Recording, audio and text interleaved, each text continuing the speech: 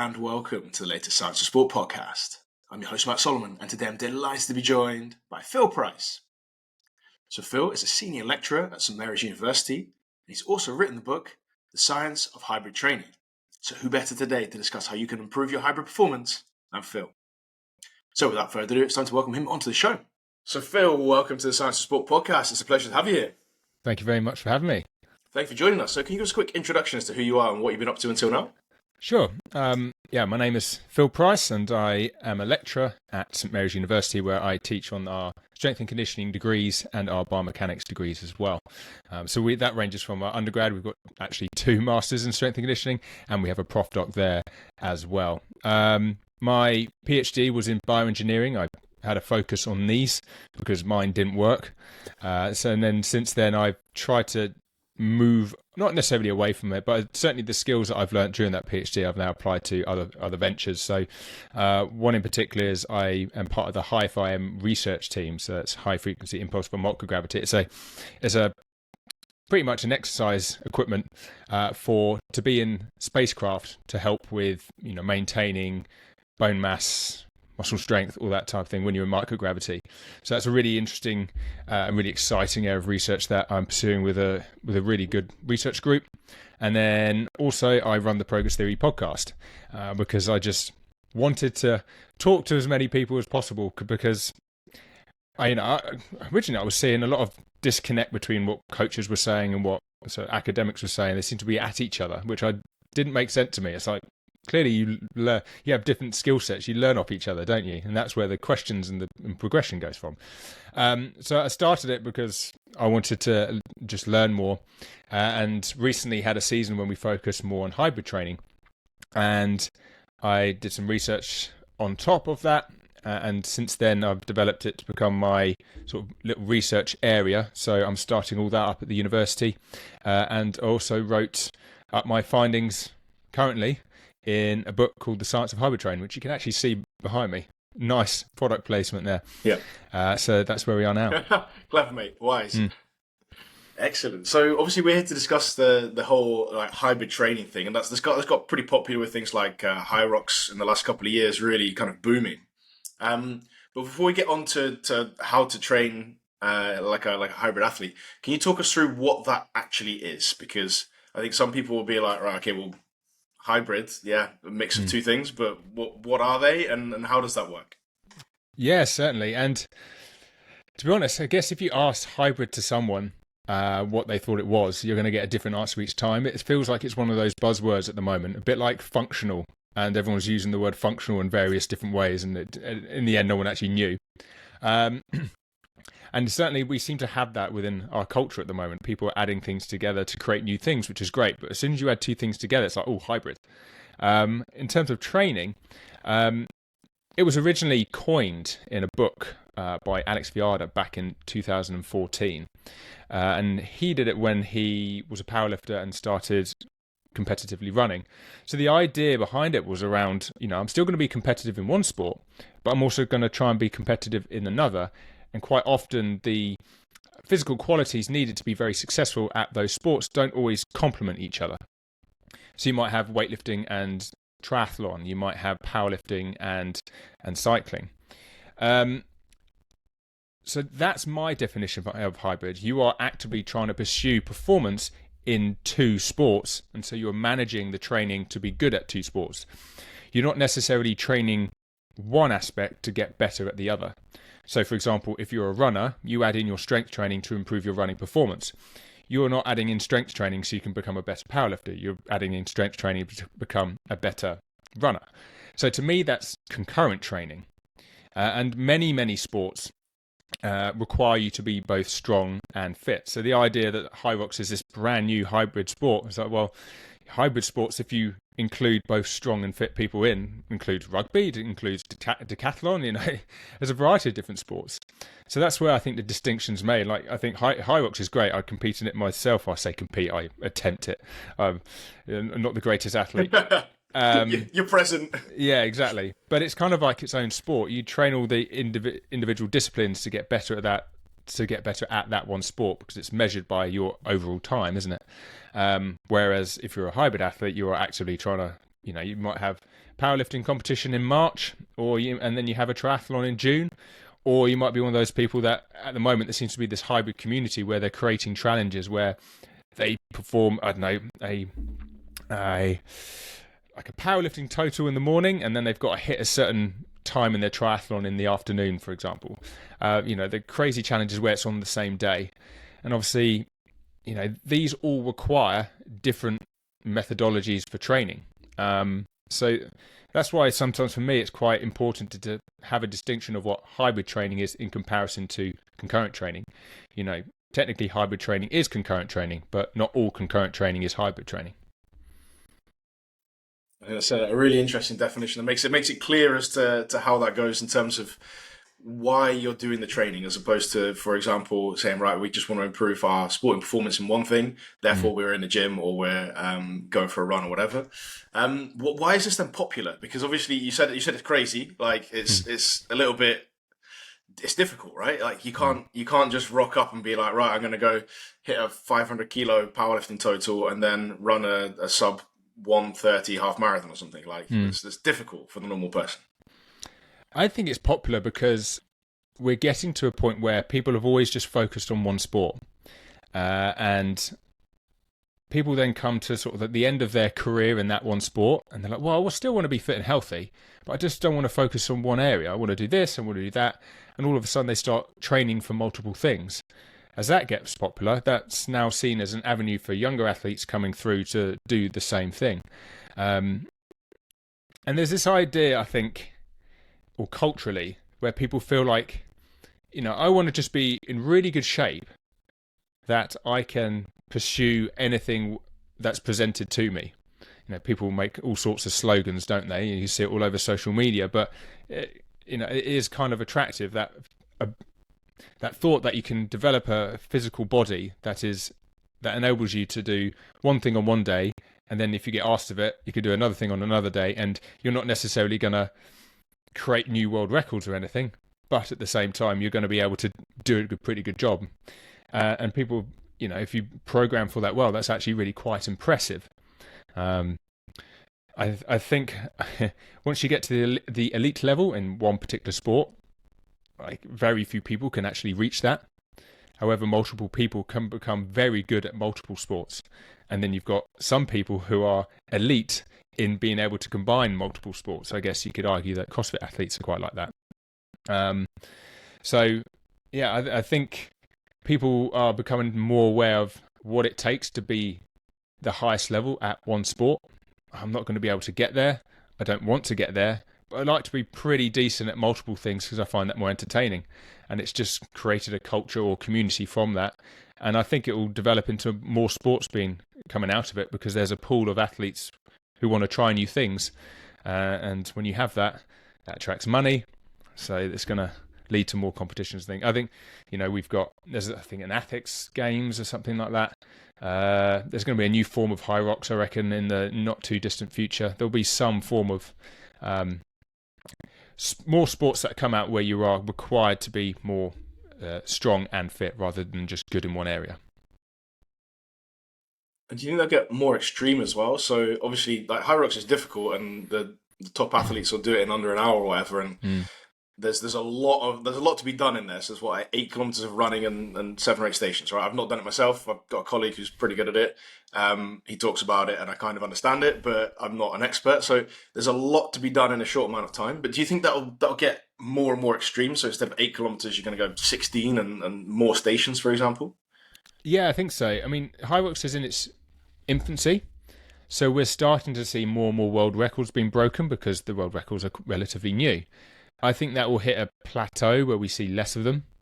And then, breaking world records is great for marketing. Once you don't have that, people might start thinking, oh, there's something new. Maybe I could be a world record or be at the best in my age group for that. So then they start going somewhere else. And when that happens, they probably will develop or build upon the ideas that have already come before them. So high rocks is 8K.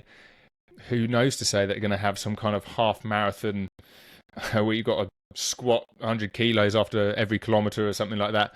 There's going to be a number of different things. I think and I created a YouTube video on this recently. I call it the hybrid games. You know, whenever there's like an Ironman triathlon, they usually have a festival of endurance. So you could choose to do the Ironman triathlon, but you could do a half marathon run. You could do just the swim. You could do a duathlon. There's lots of options that you can choose. I think we'll end up seeing that, but they're going to start adding in strength events, and then you can pick and choose which strength event you want to do and which endurance event you want to do. And then you'll start seeing hybrid athletes that will be, I guess they'll have a specific focus. It's like you go, this athlete is really good at squatting and running, and they're well known for that. That's their hybrid niche. And then you might have someone else that's better at, I don't know, snatching and long distance cycling, and then they'll be known for that particular niche. And then people will start trying to compete in these specific hybrid events and see how far they can get. I wouldn't surprise me if that will happen in the future. Logistically and insurance for that, I am not sure, but that is not my area. I'm certainly no events manager, but I think that could happen. I think there's money to be made there. I can imagine. If you look at how quickly Hyrox tickets are sold out, I mean, there's definitely a lot of demand for it. So when obviously it's really popular and lots of people want to train like this. When you mentioned sports where you might have like both sides of the equation as such, but obviously training for that is difficult. So you can't just be a powerlifter and be a really quick marathon runner. They're like physiologically really, really different.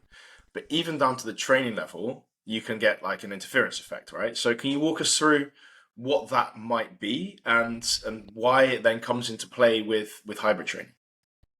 Certainly, the stories around the interference effects seem to be developing into a bit of legend recently.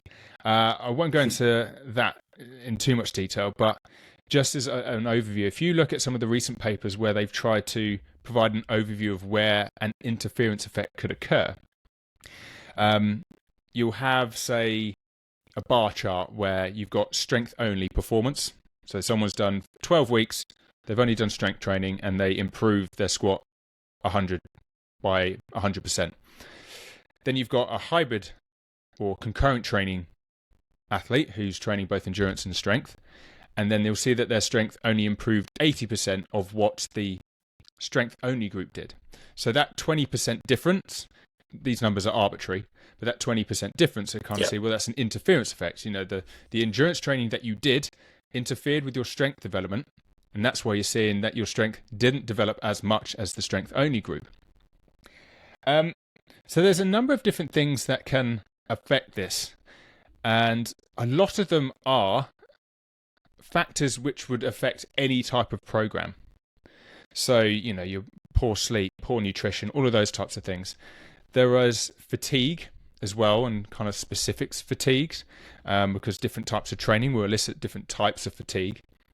Again, and residual fatigue is no stranger to any type of program. The ones that seem to be a little bit different, which are not fully understood, are some molecular signaling issues. Signaling, I can't say it properly. And this idea that AMPK, this enzyme that increases when your body requires you to create more ATP because you need that energy to, train longer because, you're performing aerobic training or endurance training, that can interfere with an increase in an enzyme called mTOR, which is trying to elicit adaptations to improve protein synthesis and therefore hypertrophy strength and all that type of thing.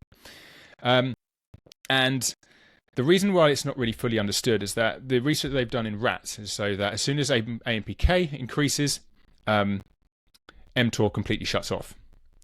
However, we're not like rats, where genetically they're very similar between and we're very different. And there's a lot of inconsistencies into what we're seeing. We've seen some studies which have done, like bike sprints, and then they've done the strength training, and it's kind of shut off mTOR completely. That has occurred in some studies. We've got other studies which have AMPK has increased, but there's made no change in mTOR. So you can then, it's not really going to be affecting any protein synthesis there. And that's happened quite a lot with research by Will Apro and Tom Jones up at Northumbria. There's quite a lot there to show that, AMP could increase, but there's nothing to say it's making a direct impact on mTOR. So we can always make ideas of, look, even if it does have an inhibitory effect, we can always just move the training apart. So we keep our strength and endurance training separate. And this would hopefully reduce any interference effect from a molecular signaling theory point of view. But at the same time, if you think about what's happening at the muscle tissue, within tissue you've got lymph nodes, you've got cells for the nerves, etc., etc. There's so many different types of cells, and this molecular issue is only affecting one of them. And if you think about how you improve strength or measure it, say squat performance, you improve with skill. There's a number of different ways you can improve performance there. So a lot of the time, even if we have a molecular interference effect, we might not even notice it. And it might not only really be noticeable until you're training such high volumes, such as in, elite rowing, for example, or elite swimming, for example. That's when you start to really notice it. But, for the general population, even if it does occur, it probably makes no impact. So obviously for those elite athletes, they might want to spread the training out, but is it then the case that your everyday weekend warrior could do a strength session and they'll do, let's say 45-minute strength session, and they've not really got time to do a second session on that day, so they just smash on another 45-minute run at the end of it, and that's good? Even in the book, actually, I argue as that often is the better option. And the reason being... Can you talk us through why? Because that's super important, right? If that's better of course. Than the other one. Sometimes it's not necessarily better. The reason I highlight it in the book is because I make certain recommendations in earlier chapters regarding some physiological reasoning, one of them being the molecular issue. But when it comes to sort of the practical side of things and logistics, sometimes combining often ends up being the same. So say, especially for your weekend warrior, if we use the weekend warrior, we're assuming that they've probably got work as well. So time is limited. And, when you train and you're working, you've probably got only a limited time to train. So you want that training to be your intent is good, and you want to put full focus into that. Once you start separating sessions throughout the day, at first it might be good, but after a while it's really difficult to fit in around anything, and then intent drops, and then your performance starts to drop, even though it might be scientifically the best thing to do, but logistically with your lifestyle it might not be the best thing. So I agree that sometimes one of the reasons why people should add the two together. The other option is, recovery is so important when you're training a lot like that. And we seem to forget that if we separate the two sessions, that means after the second session, you have less recovery into your next session the next day. However, if you combine the two sessions, in the morning, and then you didn't train again until the next morning, you've got 24 hours there to fully recover. And that might be the better option. That gives, even though you've got two things there that are competing with each other, but at least you've got time to really focus on that, and then you've got a long recovery period after that. And then you start to see improvements in performance. So, it kind of goes against a lot of things that you could argue would encourage an interference effect. I think logistically, and the fact that with most people probably wouldn't even notice an interference effect molecularly if it even was there, go for it. And at what stage do you think then that people should be separating those training sessions? We've got weekend warrior here who's working hard and also training hard, but also at the other end you've got professional athletes. You mentioned rowing, for example, who need to be super strong but also have amazing aerobic performance. So at what kind of training level, or maybe training intensity or training volume, do you think that we need to split those sessions? Yeah, that's a very difficult question to answer. And if you trawl through the research literature, it's very hard to have objective recommendations because everyone's response to it just seems to be so varied. And so quite a lot of the time, I argue that start low and just build yourself up slowly. And you'll get to a point where the volume and intensity of your training is so high that you're just going to have to separate them. And that's when you kind of reach the elite level, because you need, you're not trying to. The elite athletes need to train hard. They need to train hard to improve, and in order for them to train hard, they need to start separating things so they can get a bit of recovery. They often recover quicker, so that means they probably take 3 to 6 hours to recover, so they can then do the next session, rather than, I don't know, weekend warrior might require longer, especially if they're working on top of that. So yeah, it's hard to really give a definitive answer for that. But what I would recommend is that if you start adding in sessions together slowly, and then start building them up to the point where if you need to progress, and start splitting them out. And that's when the point where, I don't know, if you're training together and you start to see a real plateau in performance, maybe after that, the reason being is that you're training at a certain intensity that you just need to separate things to get some recovery in between them. So that's when you start to separate it. Hopefully you're in a position where you can train almost full time, so you can focus on splitting and you can focus on the recovery and the training. In terms of the research literature, intensities and volumes, there isn't much. There's a bit of research around frequency, saying as soon as you increase above like 3 sessions, so say 3 strength and 3 endurance, that's when the interference effect actually starts to become a bit more noticeable. My argument is that's when you've got to start being very particular with your programming. And that's when you might start deciding, okay, we're going to start splitting things up, do double days, give yourself some recovery time in between sessions. And once you do that, my biggest recommendation would be to focus on which of those sessions do you think requires you to be most fresh before it and more recovery after it. So if your main aim is hypertrophy, and you've got a Monday session in the morning which is strength training, which is going to develop a lot of DOMs because of the way you're training, you're not going to start adding in double days initially there. You're probably going to give yourself 24 hours to fully recover to get the best out of that session. Whereas if you've got a lower intensity day where you're focusing on more skill work in the gym, you can start adding in things together a bit closer together on that training day. Arguably, those are recommendations you would have for any type of training, but I think it's more important in a hybrid training because, you're training for things that are competing against each other. The thing to be most aware of is power. So if you've got a session where you're deliberately trying to focus on speed of movement, weightlifting, maybe speed session, some of the research talks about that takes a longer recovery time. So any intervention which requires you to improve in sort of speed of contraction, and if within the intervention, any sessions which is focused on developing that quality will require more recovery than other sessions. And I'm really interrupting Phil to make sure that you're up to date on the Science of Sport Coach Academy.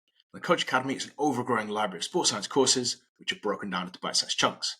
So if you're enjoying today's podcast and you want to get your hands on some more great sports science information, you can hit the link in the show notes when the podcast is finished and get yourself in there completely for free for the next 7 days. So be sure to hit that link in just a few minutes' time. And when you're going to place those sessions as well, I think it's difficult to place them when you're fatigued, right? So where do they get best placed?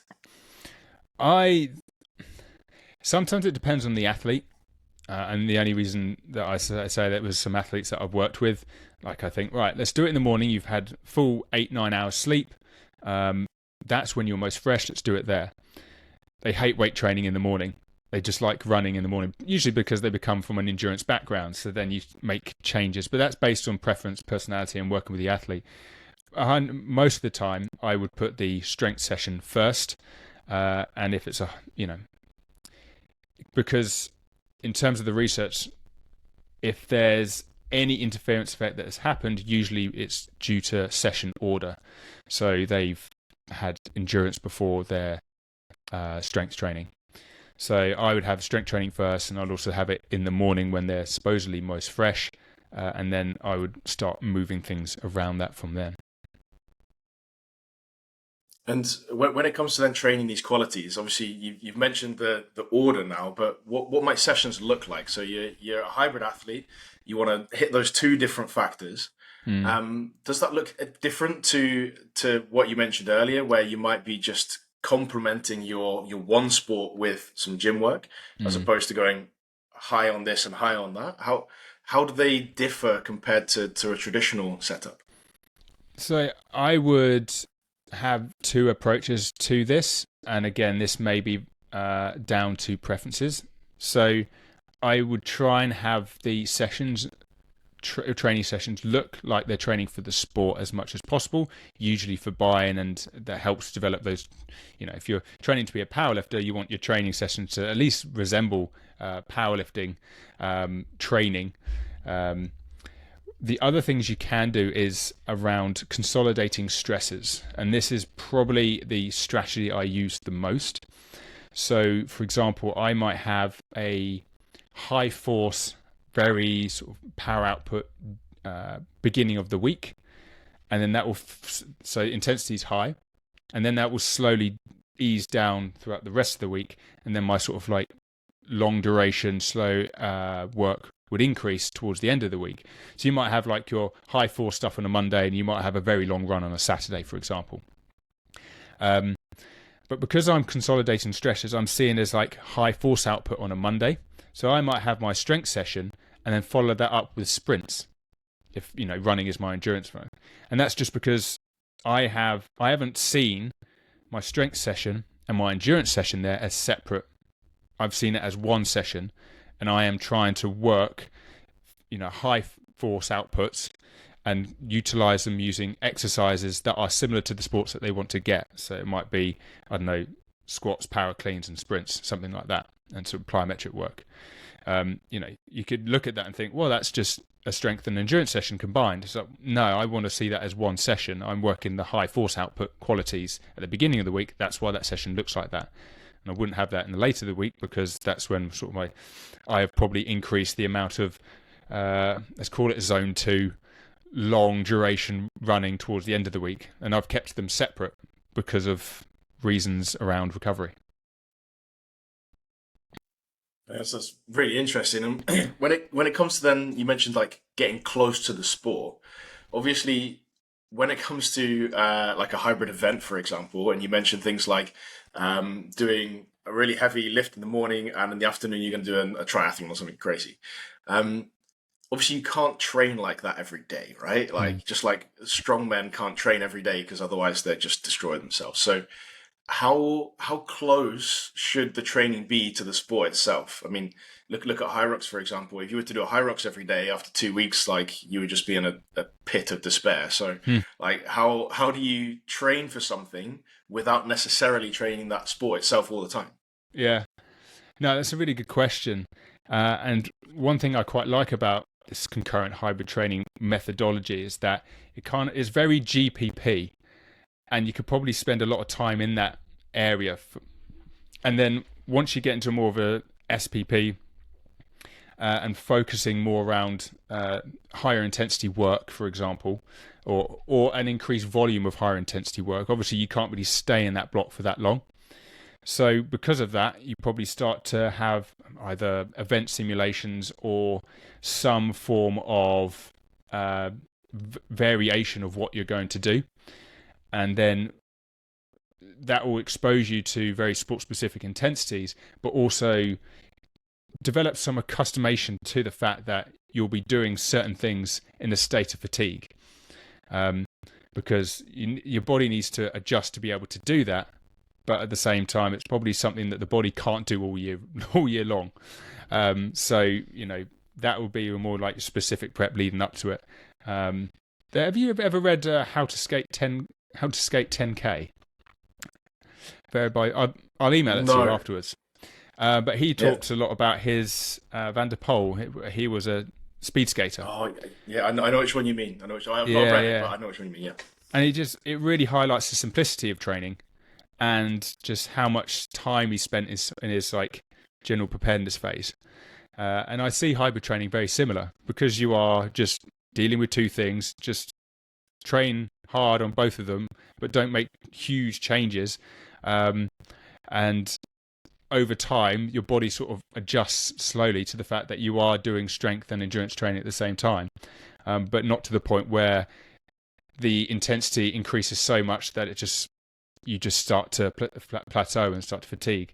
Leave that to very intensified blocks which are leading towards a particular event, and that's when you can play around with the fact that you're doing a lot of stuff with competing fatigues, for example, and that might have quite a bit of an interference effect, but it's you are trying to develop very specific qualities to be able to be very good at that event, but you can't stay in that phase for too long. So if I'm understanding correctly, it's kind of like a long general preparedness phase where you do your aerobic stuff and your strength stuff. And then when you get closer to the event itself, it's a bit more specific because you are going to be struggling to kind of get all of that work in, and the recovery is difficult.